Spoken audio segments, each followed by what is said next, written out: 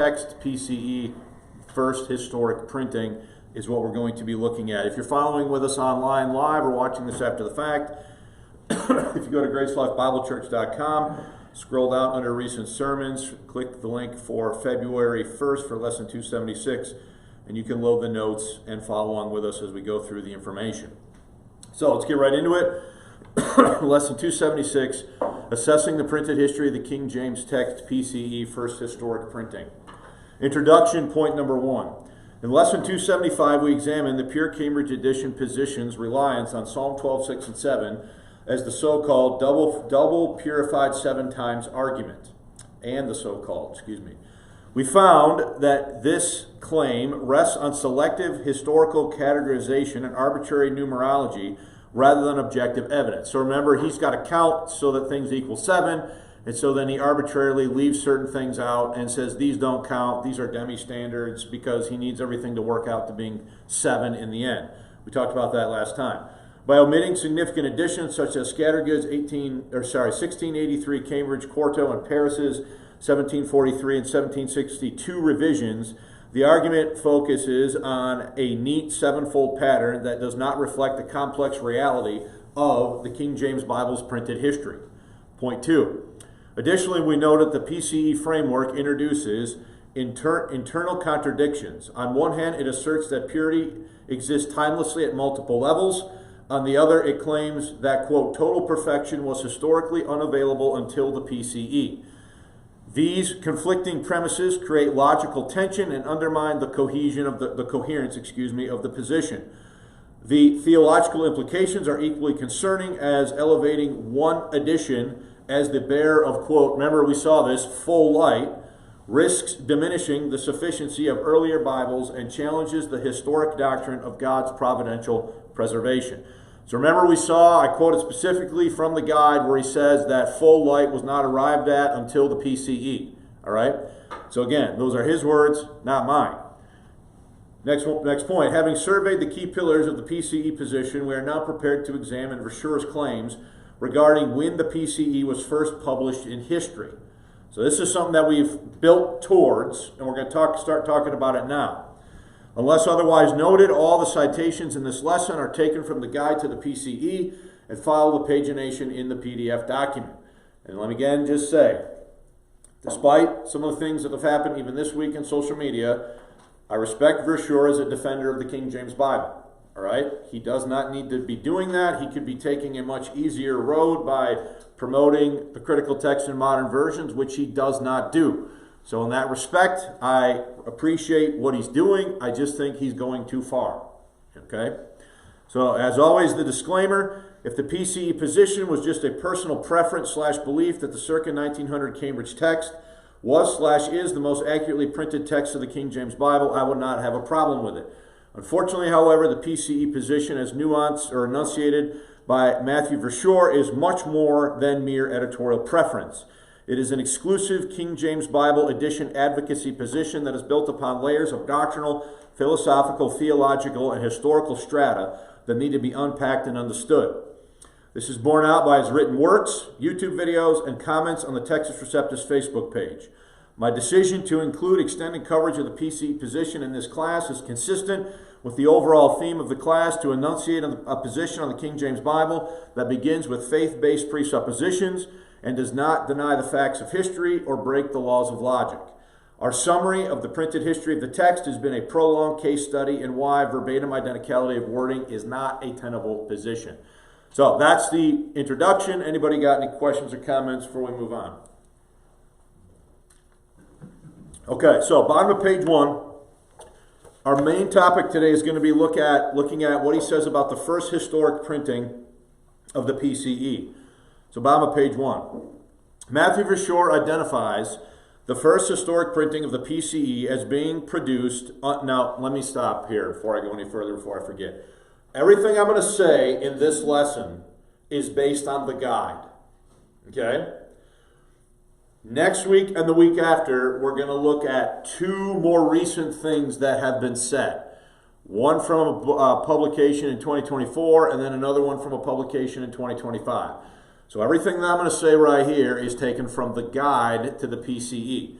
Remember what I said when we started this, that I take the guide to be the flagship enunciation of the position, 570-page guidebook to the PCE position, and then more recently, more things have been written. So what we're going to investigate right now is what the guide has to say, okay? So first historic printing of the PCE. Matthew Verschuur identifies the first historic printing of the PCE as being produced by Cambridge University Press under printer Charles F. Clay around 1900. Clay served as printer from 1886 to 1916, and the PCE standard, quote, first came about during his tenure. After Clay, J.B. Peace, 1916 through 1923, continued printing PCE Bibles, followed by Walter Lewis, 1923 to 1945, and Brooke, help me on the pronunciation here.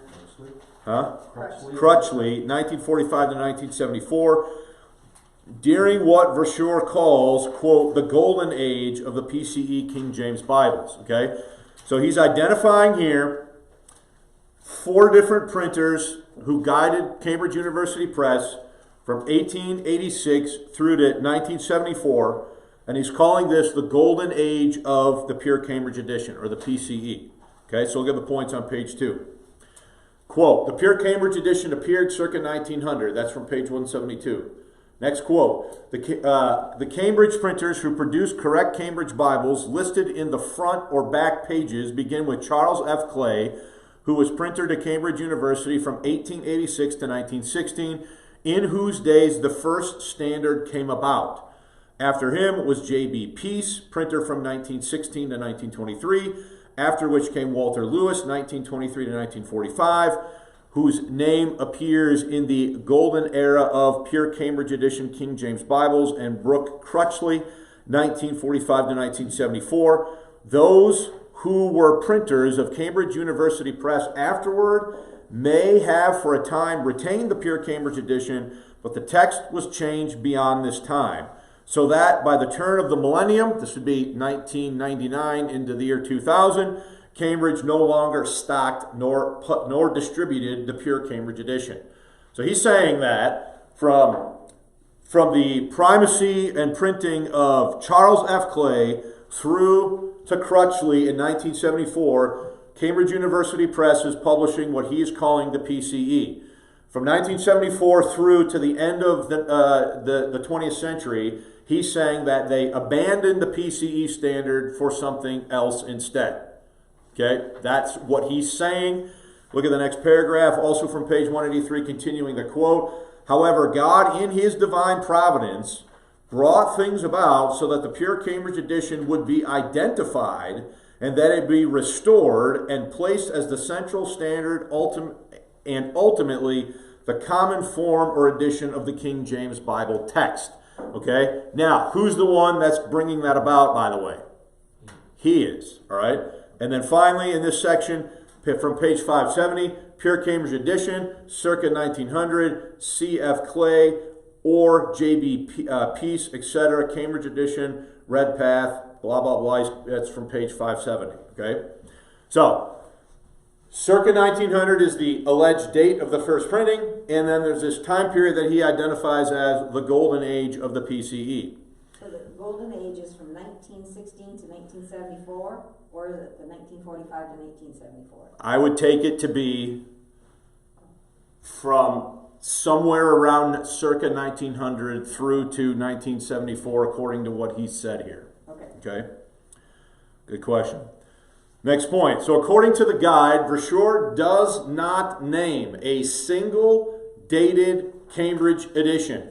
Example, 1900 standard text or 1904 edition as a definitive first printing of the PCE.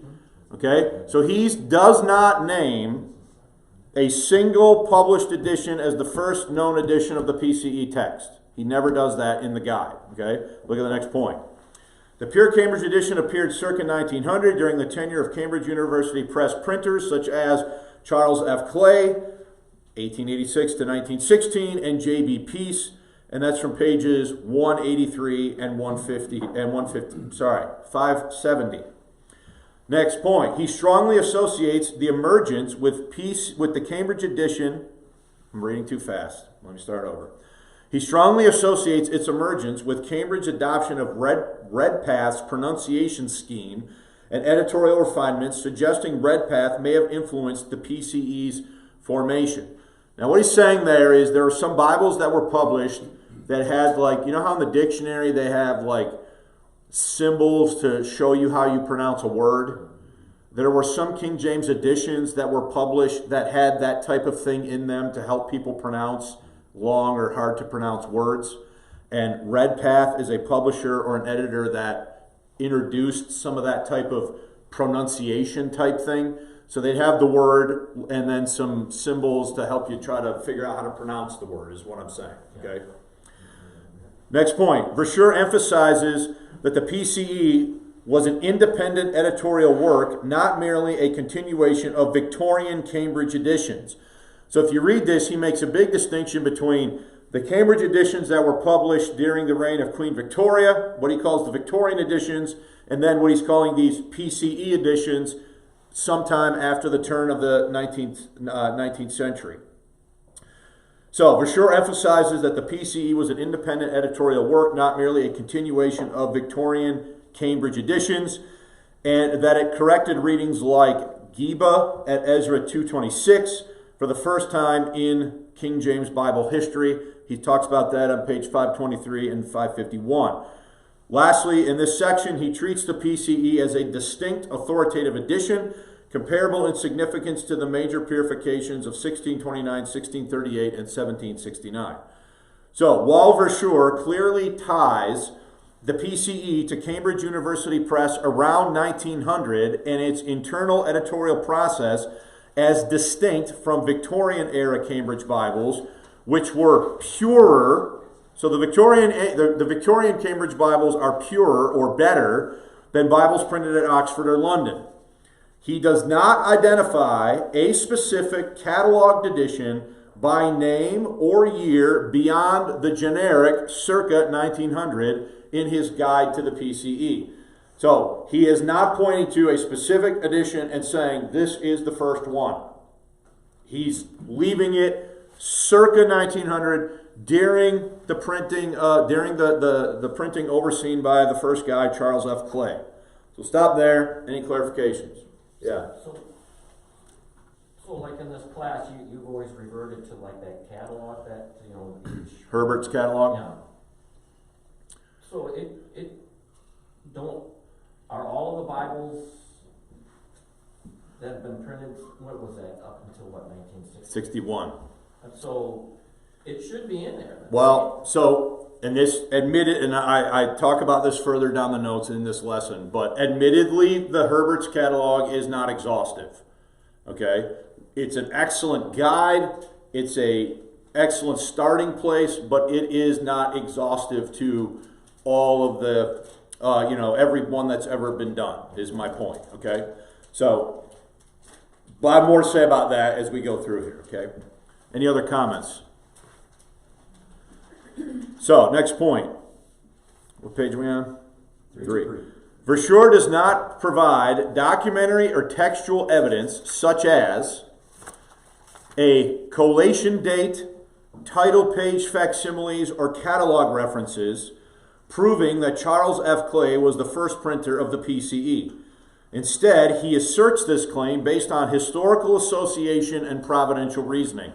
So there's nothing, he does not give a title page, an ISBN number, a catalog listing, nothing to prove that Clay is the first printer of the PCE. Instead, he argues, as I say here, from historical association and his providential reasoning. Look at the quote from page 183. Quote, "The Cambridge printers who produced correct Cambridge Bibles listed in the front or back pages," okay, we already kind of quoted some of this, "begin with Charles F. Clay, who was printer to Cambridge University Press from 1886 to 1916, in whose days the standard first came about." So he's asserting that. He hasn't proved that assertion yet.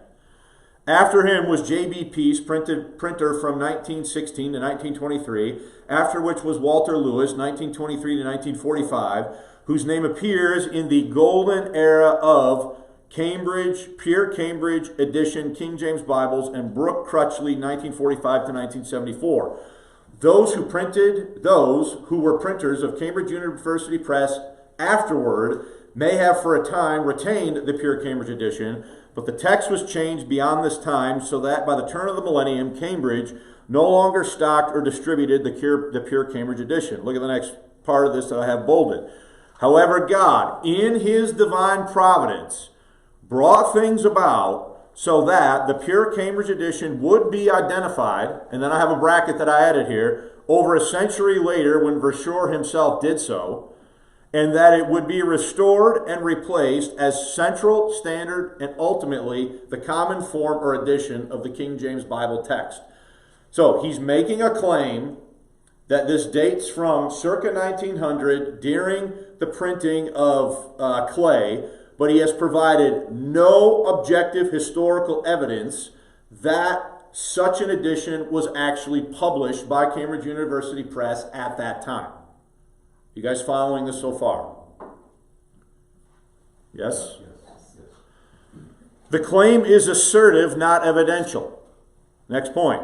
In the guide, Verschuur does not cite archival records, ISBN numbers, or specific Cambridge catalog entries.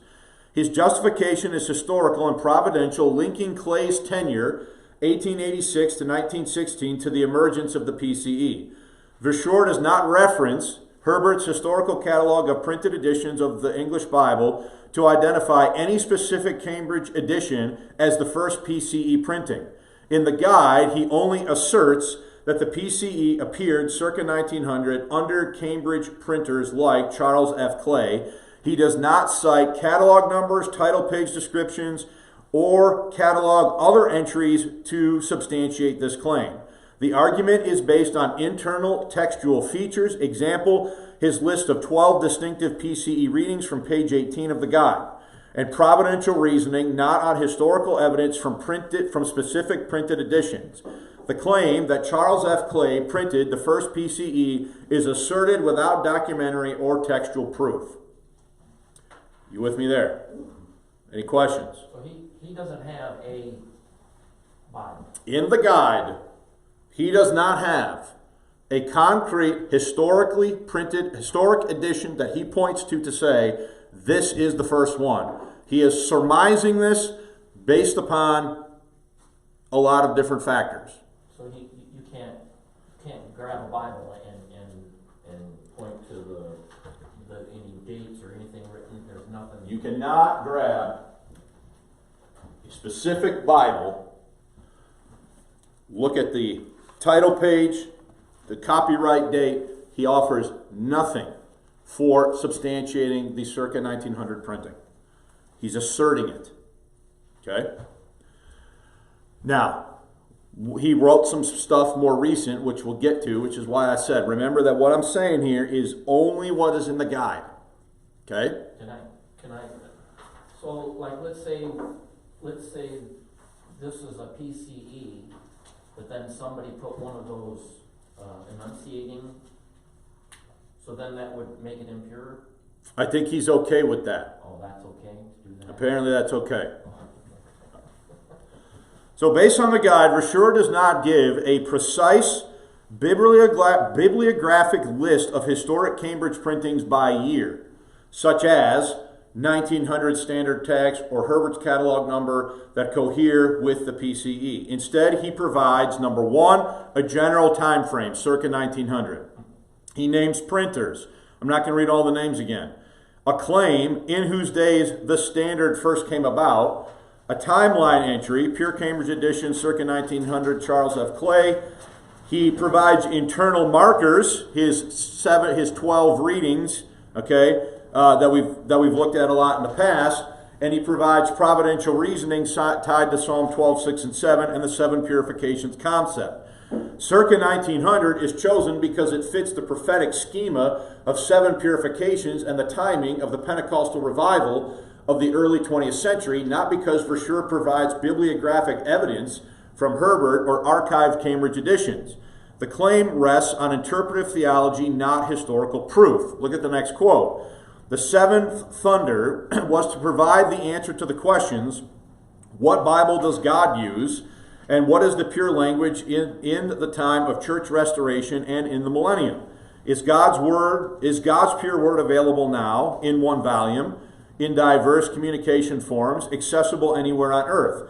Consistent with the entire weight and direction of God's providence in history, consistent with the dethroning of Roman Catholicism and its words, to be in the heart of true believers,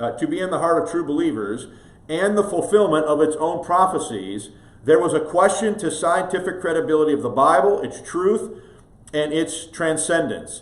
These questions, especially raised because of the introduction of the false Bible into the church, so he's talking there about the Revised Version, Bibles, non-King James Bibles.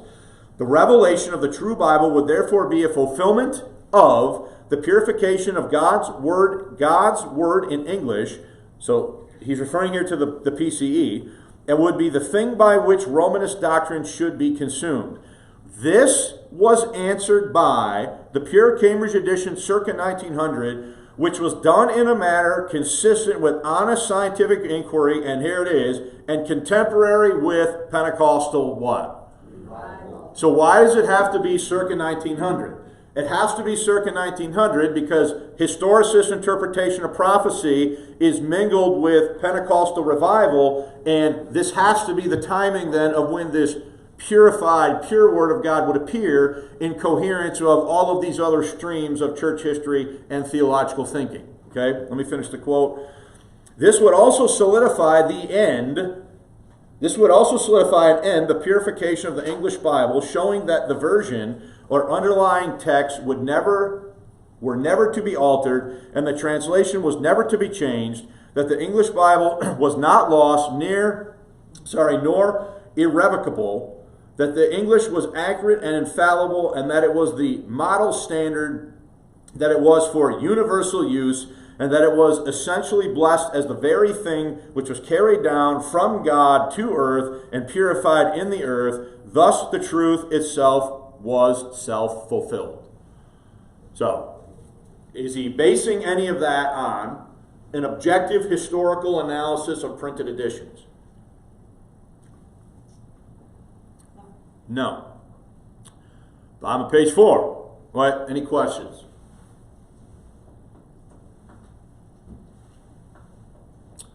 No? Bottom of page 4. A comparison between A.S. Herbert's catalog of printed editions of the English Bible, 1525 to 1961, and Verschuur's list of Cambridge publishers is extremely instructive. While the catalog is admittedly not exhaustive, so there's my admission, okay, it's not exhaustive, one is struck by how few editions are listed as having been printed by Cambridge University Press during the period in question. Most importantly, there are no entries for Cambridge University Press in the catalog during the year 1900. So they're in the catalog, there's no entry for the year 1900 of anything Cambridge University Press produced as far as an edition of the King James Bible. Okay? The following is a breakdown by CPU, Cambridge University Press printer, as laid out by Verschuur above. Okay? So, we start then with the work of Charles F. Clay, 1886 to 1916. Herbert's catalog lists 5 editions. Okay? There's an 1887 New Testament, and then this, it says here, was printed for the BFBS. This is the British Foreign Bible Society. Okay? That's what BFBS stands for, British Foreign Bible Society.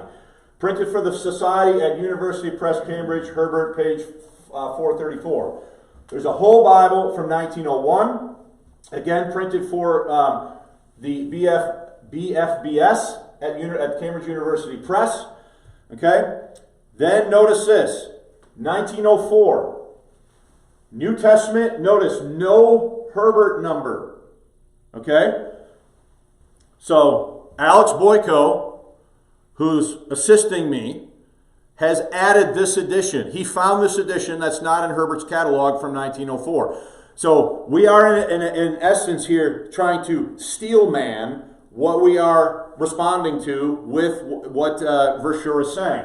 So, with Alex Boyko's help, he found a New Testament, okay, printed for the British Foreign Bible Society at University Press, Cambridge. Now look, It includes 5 out of the 6 New Testament markers of the PCE, excluding Matthew 26:39, and which reads farther instead of what?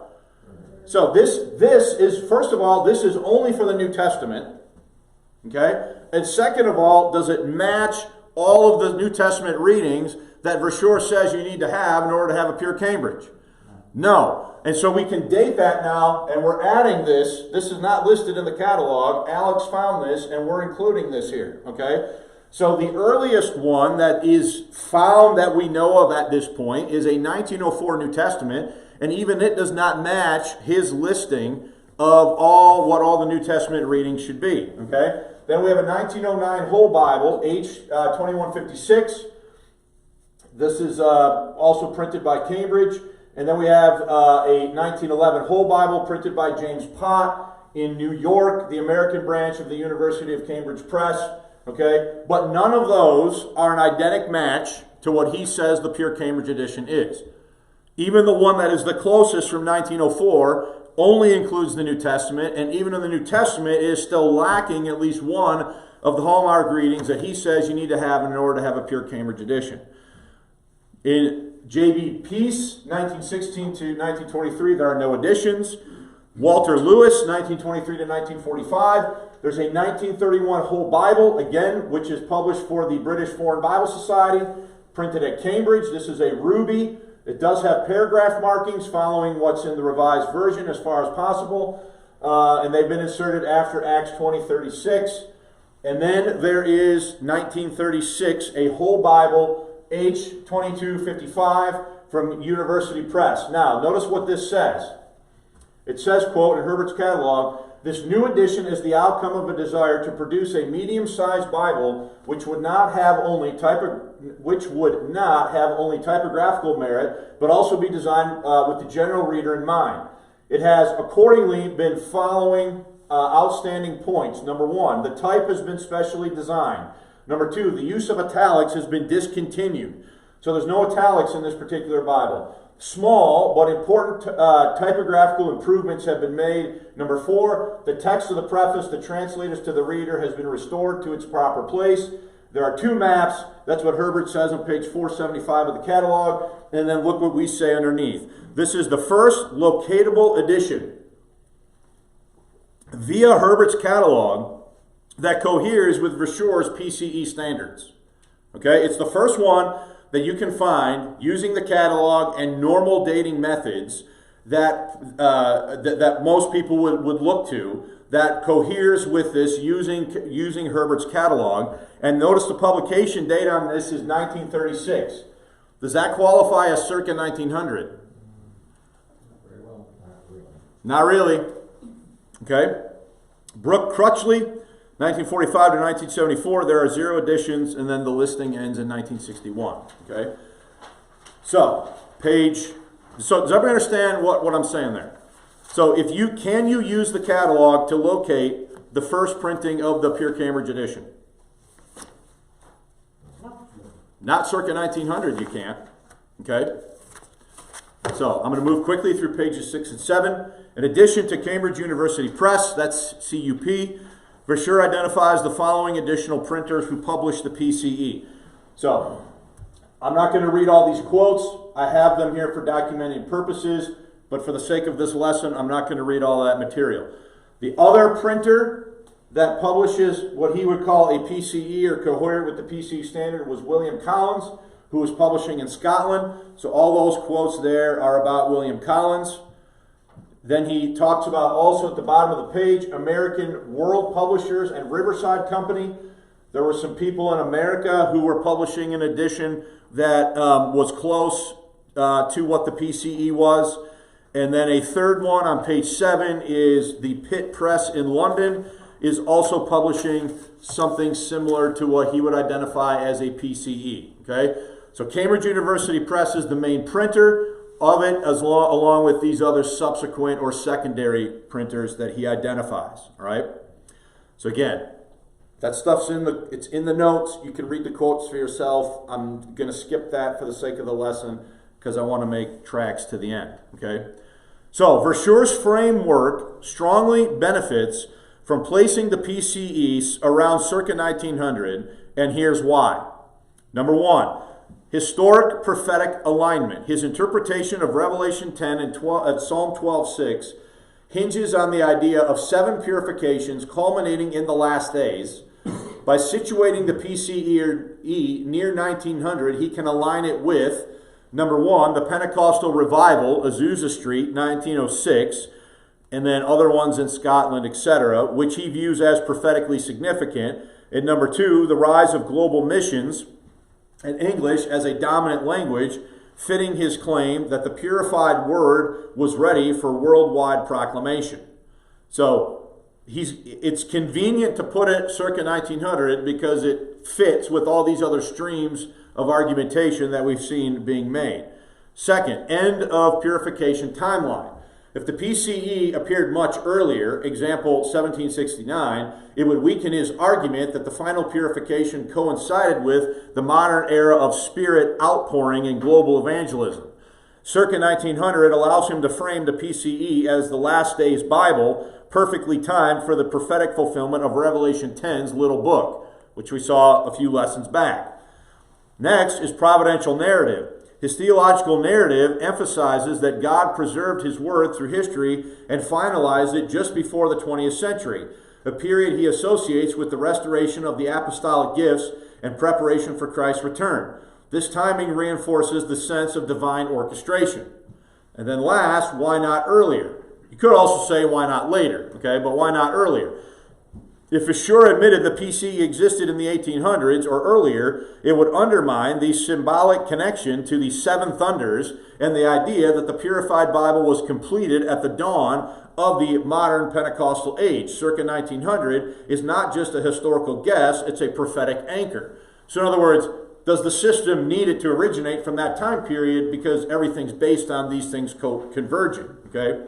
So the bottom line is that circa 1900 date is essential for his historicist interpretive framework because it ties the PCE to eschatological themes, the Pentecostal revival, and the global spread of Christianity. Without that timing, the prophetic narrative loses much of its force. So in other words, do those factors need to combine like that for the overall argument to work? Okay, I'll stop there. Quick, any questions? Think about it as dominoes. If one of them doesn't, one falls, it all falls. Yeah. Yeah, which is why in the guide, he's not identifying a specific one. Correct. Now, we'll see later on that what was originally circa 1900 in 2024 became the 1920s. And then in the most recent, now he's saying that he's found the first catalog, the first identifiable one in 2025. He wrote a book called Vintage Bibles, and he says that now he can show a first pure Cambridge coming from 1911. Okay, but 1911 is still not circa 1900. That's a decade later. Circa means around or about, right? So anyway, let's continue. Page 8. On page 452 of the guide, Verschuur quotes correspondence from Cambridge University Press's managing editor that he dates around the year 2010. Quote, I am always amazed, so this is the editor of Cambridge University Press, I'm always amazed when I see occasional references made to the Pure Cambridge edition. So stop there. Is the editor of Cambridge University Press aware of the existence of anything called the Pure Cambridge edition? No. Next paragraph. I have seen no real evidence to suggest that there was any distinct revision process undertaken by or on behalf of Cambridge at the end of the 19th century, i.e. after Scrivener and after the process of revision led to the publication of the Revised Version, which justifies the claim that, quote, an edition was consciously developed at that time. So does the editor of Cambridge University Press have any institutional knowledge of them doing an intentional edit of the text around circa 1900? The answer is what? No. He does not. I would suggest then, as before and after, each time a new setting of the Bible was undertaken, the editorial and production teams responsible, whether at Cambridge, Collins, Oxford, or elsewhere, took as their pattern copy text for typesetting what they regarded as the best, most accurate version of the text available and rekeyed it as accurately as they could. Quote, for a brief period of time, it was possible that most Cambridge Bibles did conform to the version of the text that adherents of the pure Cambridge edition regard as perfection, but we have no means to identify with which, if any, Cambridge editions or typesettings of the early 20th century might have been the one that prompts the pure Cambridge edition notion. So do they have any institutional knowledge of this ever occurring? Nope. No. On the Bible Protector website, the main proponent of the PCE concept, there is a brief list of key passages spelling for identification and a much longer list of over 500 textual elements. It should be noted here, in the context of someone suggesting a definitive piece of research, these two lists do not agree. Not all the items listed in the key identifiers appears in the supposedly definitive list. So he's saying that the editor of Cambridge University Press is saying, are there inconsistencies within Verschuur's own identification of these things? And then he goes on to say, insofar as I have been available to evaluate these, it appears that there are 3 current or recent Cambridge editions which come close to the PCE. Some new Cambridge editions were originating during the 1920s and 30s, apparently using as their pattern copy a version that nearly accords with your expectations. Our Cameo and Turquoise, now called Presentation Reference, and Pitt Minion editions fall into this category. So notice he's saying that they don't have anything that matches exactly with what he's saying needs to be, with the standards that he's saying equal a pure Cambridge. Is everybody following that? Wow, that shoots a hole in this. Yeah. So researchers at Cambridge University Press were not able to identify a specific Cambridge printing that would qualify as the fountainhead of the pure Cambridge edition. Moreover, they found no evidence of any edition being called the pure Cambridge edition during the 20th century. So there's no evidence of anybody calling a specific Cambridge printing a pure Cambridge edition during the 20th century. The response from Cambridge University Press regarding the PCE position essentially expresses skepticism and caution about the claims made by proponents of the PCE, page 9. First, no evidence of a direct revision process. Cambridge University Press states that they have not seen any real evidence that a conscious, distinct revision process was undertaken by or on behalf of Cambridge University Press at the end of the 19th century, after Scrivener and the revisions leading to the revised version that would justify calling the PCE a formally developed edition. So, do the printers of the text that he's saying is the pure one, do they not acknowledge what he's saying is true? Okay? This challenges the PCE claim that it is a uniquely purified and finalized edition produced at that time. Cambridge University Press has no record of it happening. Number 2, pattern copy text usage. Cambridge University Press suggests that historically, whenever Cambridge or other publishers set a new edition, they simply use what they regarded as the best and most accurate version available as their pattern copy text and rekeyed it as accurately as possible. This implies that the PCE may not be a uniquely created or finalized edition, but rather a product of normal printing practices using the best available text at the time. So in other words, it happened by what? Editorial discretion. Editorial discretion. It happened by accident, right? These printers are just looking at it and they're just making editorial changes, okay? Let's see. Which one are we on? Pattern copy text usage. Cambridge University Press suggests that historically, whenever Cambridge or other, we already read that one, didn't we? Yeah, we did that. Possible conformity, but not definitive identification.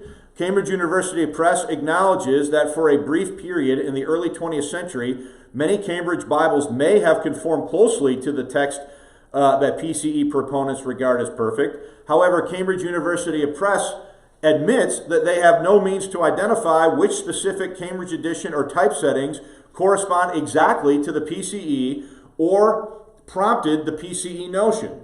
This suggests that the PCE is not clearly documented as a distinct edition in Cambridge's historical records. Next, multiple Cambridge editions close to the PCE. Cambridge University Press notes that there are several Cambridge editions from the 1920s and 30s, such as the Cameo, Turquoise, Presentation Reference, and Pitt Minion editions that come close to the PCE text.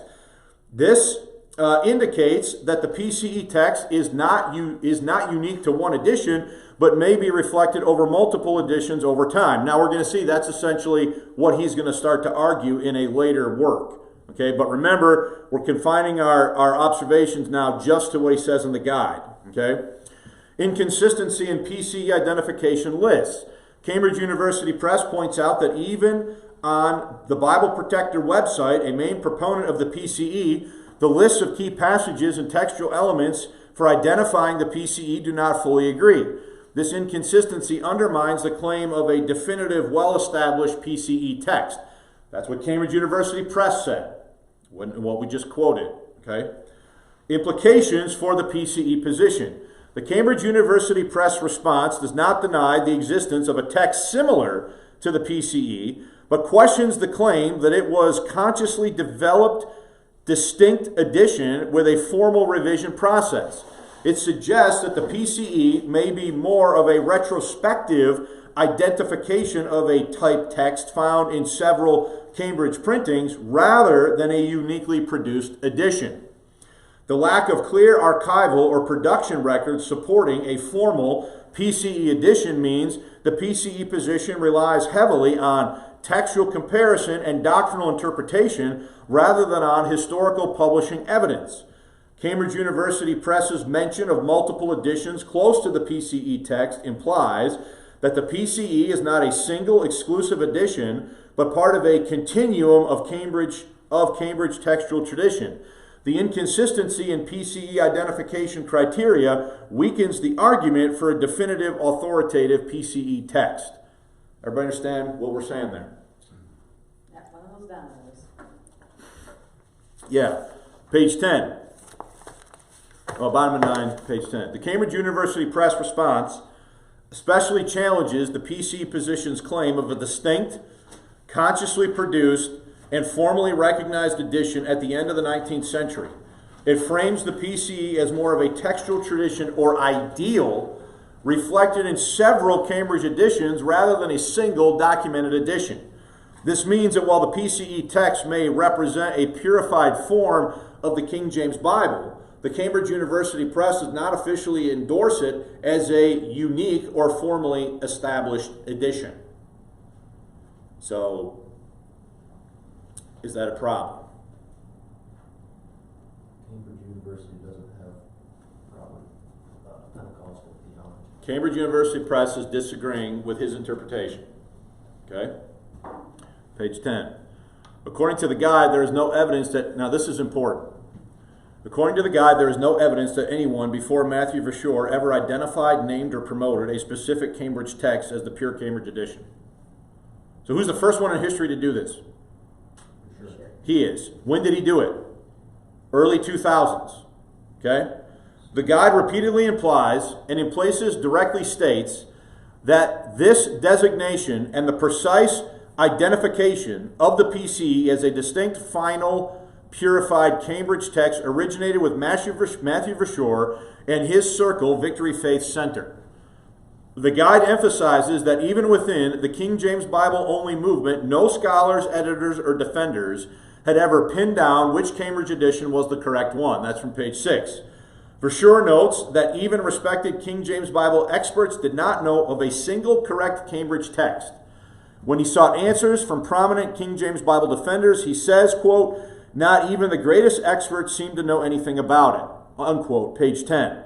The guide marks the identification of the PCE as Verschuur's own discovery on April 4, 2001, thereby marking the moment when he personally concluded which Cambridge text was the correct one.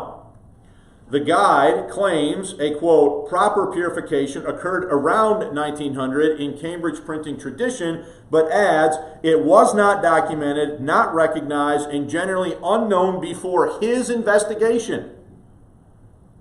Okay? So no one knew about this, or much less called it the pure Cambridge edition until he did.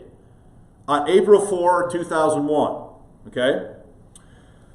Moreover, the guide never claims the term existed prior to Verschuur's work. Instead, it consistently treats the pure Cambridge edition as a label he and Victory Faith Center applied after recognizing the correct Cambridge form. So, no one throughout the 20th century ever called what he's calling the pure Cambridge edition. These guys are identifying it in the early 2000s and naming it. Okay? It's all their creation. It's their creation.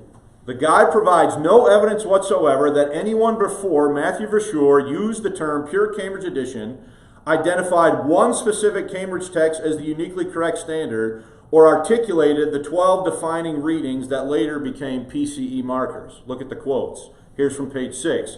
There has been a great ignorance of the fact that a final purification took place in the history of the King James Bible. So nobody knew about it. People are ignorant about it. Those who have studied the history of the King James Bible in depth would have been aware of the major purifications that took place, such as the editions of 1629, 1638, and 1769. But there was also a proper purification that took place circa when? 1900, which resulted in the final text of the King James Bible, which is in all ways the definitive presentation of the King James Bible and should not be altered. Then from page 11, it was God who by his divine providence led me to believe and now promote the exact right text of the King James Bible, which we came to call the pure Cambridge edition. So where did this idea come from? It came from Verschuur and Victory Faith Center, as they are claiming divine providential leading into this realization. Cambridge never said this. They can't identify when any of this stuff happened, and it's concocted as a result of him. No one knew, so look at the next point. So no one knew about this for over 100 years before Bible Protector revealed it to the world in the early 2000s. So for 100 years, there was a perfect King James edition out there, and all the King James only advocates, the King James defenders, they never knew it. Cambridge knew nothing about it until he understands it, reveals it, and makes it known in the early 2000s. Okay? So no one knew about this for over 100 years before Bible Protector revealed it to the world in the early 2000s. The guide does not identify any specific historical edition by year, publisher, printer, or edition code as the first published PCE. It never provides a first print date, a specific Cambridge edition name, a catalog number, a Bible Society printing date, or a bibliographic reference for the earliest PCE. According to the PCE doctrine outlined in the guide, the PCE existed for over a century before anyone, including Cambridge, knew it or recognized it as a distinct edition until Verschuur identified it in 2001. You following that? Mm-hmm. Any questions or comments before we make a run at the end of this? One question, does Verschuur have any monetary kickbacks from? We were talking about that before class started a little bit, and let me just be honest to you about it. I do not know, and I'm going to say at this point, I think that he's not in this for money. I would not ascribe to him the motive of. I think he sincerely believes this. I think through his theological framework and lens, he believes these things to be the case. I just happen to think that I can't go here. Was it to elevate his authority? Well, they've made themselves the guardians of the PCE. They've declared that and said that God has made us, essentially, we have the authority to be the guardians of the PCE, a text that no one knew existed until they identified it and called it and named it, etc. Okay? Yeah. Through the course of this class, you've often used like that David Norton and other Campbell. Do they have anything to say? They don't have. Norton acknowledges that there are some editions that have some of these characteristics, but he doesn't recognize them as a pure Cambridge edition. You know, you can look at history and you can see editions that have some, like that 1904 one I just mentioned to you a minute ago. like there's some that are out there, but the idea that this is the pure one, et cetera, he's identifying that in 2001 and then making a text available to the world in 2006, 2007. So let's keep going or we're going to run out of time. So, therefore the PCE position is guilty of the error of presentism. We've talked about this before. Historians use the word presentism to describe a methodological error where a modern idea, category, or interpretation is projected backward on the past, even though people at the time did not use that concept, recognize it, or operate according to it. Presentism creates a false impression that the past was consciously participating in a framework invented later. Okay? The PCE position is guilty of presentism for the following reasons. Number one, the PCE supposedly existed in print from around 1900. Number two, nobody at the time recognized it, named it, or documented it. Number three, the term Pure Cambridge Edition was created by Verschuur in the early 2000s. Number four, the specific 12 reading definition of the PCE did not exist historically. And number five, the first definitive PCE was actually the 2006 electronic edition, which we'll get to in a minute. So the guide teaches the following timeline. 1900, supposed first pure, circa 1900, supposed first Pure Cambridge text printed. From 1900 to 2001, nobody recognizes it or names it. 2001, Verschuur identifies it. In 2006, the first definitive edition was created electronically. Okay? Thus, the narrative requires a modern category, PCE, modern definition, the 12 readings, a modern doctrinal interpretation, final purification, to be retroactively applied to historical printings that never claimed or represented those things. This is actually the historical fallacy of presentism according to standard historical methodologies. Put another way, the PCE position is guilty of presentism because, number one, it retroactively labels old Cambridge printings with a 21st century category. Number two, claims they represented a concept nobody held at the time. And three, interprets the past through a framework invented long after the fact. Okay? Any questions? So there are no physical Bibles out there from 1900 era that match his 2006. No, and you'll see that right here in the conclusion. There are 2006 of these out there? There is a 2006 copy on his website that matches his. That matches all of his. I have a question. Yeah. How are these people getting these things that are not electronically? They can't get things electronically, so all these people are going to hell because they don't have the Bible. Well, that would be an exaggeration. He wouldn't say that. But what he would say is you need to find a printer who's printing the PCE. And there are some, particularly church publishers and local church Bible publishers might, I'm not sure, be printing editions that are PCE approved, for lack of a better way of saying it. So now today, you could go to certain printers and buy one of these if you wanted to, because they are printing a text that is compatible with what he says, with his electronic PCE. So he has no missionaries. I don't know anything about that. I'm not going to speculate. All I'm saying is to answer your question, there are some places that would be publishing what he would call a PCE text today. Let's look at the conclusion and run out of time. So, according to the guide to the Pure Cambridge Edition, historical Cambridge and Collins printings contain many of the readings later associated with what Matthew Verschuur and Victory Faith Center would call the Pure Cambridge Edition. However, the guide explicitly acknowledges, now watch this, that no single historical printing could be considered perfect, authoritative, or completely accurate. Okay?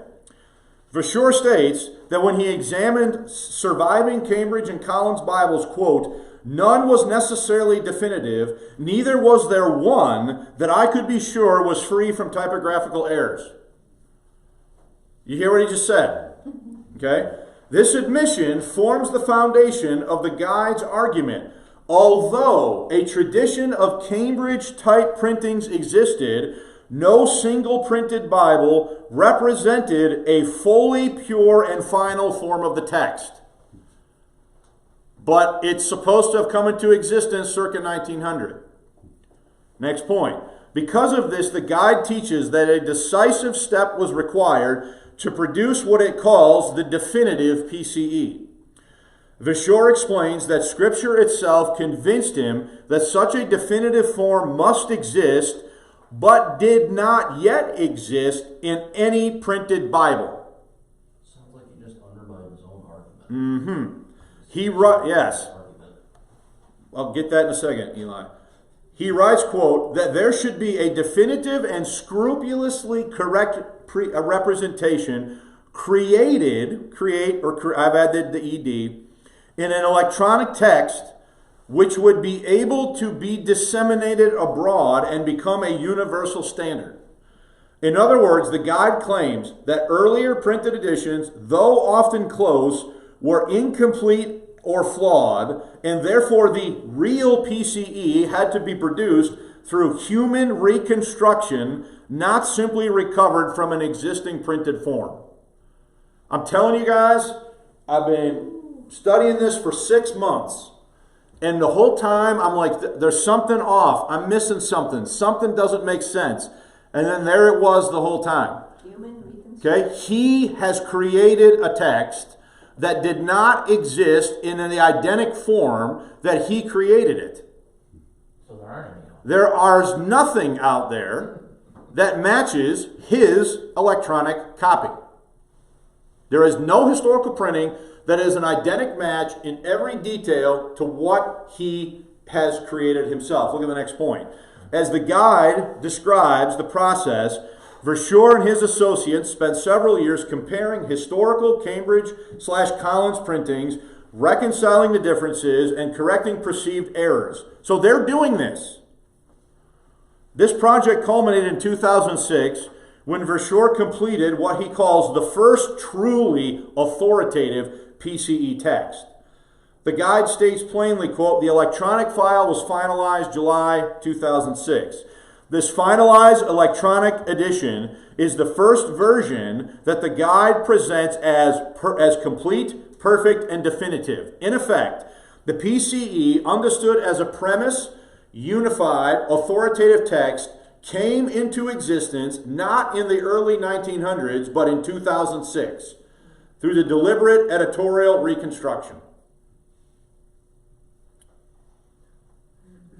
Guys, I'm sorry, but this frustrates me. Okay? From this, next point, how much time do I got? Okay. From this, the internal logic of the guide becomes clear. While the PCE is claimed to have historical roots around 1900, the guide also asserts that no historical printing actually embodied the PCE in its final authoritative form. Instead, Verschuur argues that only the reconstructed 2006 electronic edition can rightly be called the definitive PCE, because earlier printings each contained minor variations or potential errors. None of them constituted the exact PCE recognized today, meaning the definitive PCE did not exist in print before Verschuur created it. Okay?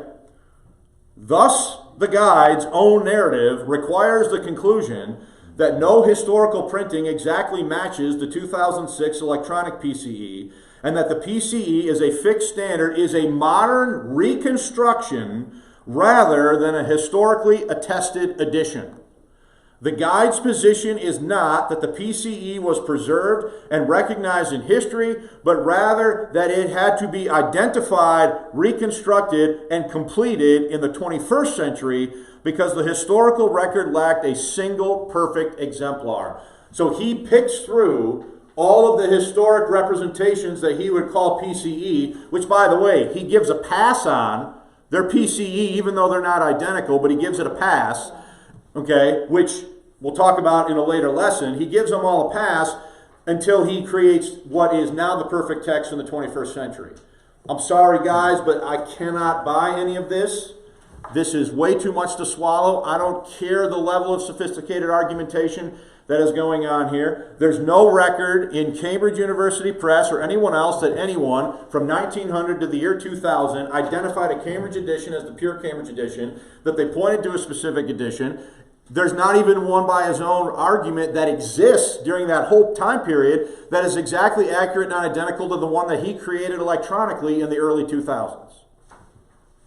So, if you're going to buy the PCE position, you have to buy that Matthew Verschuur somehow providentially made all the correct edits, and that was.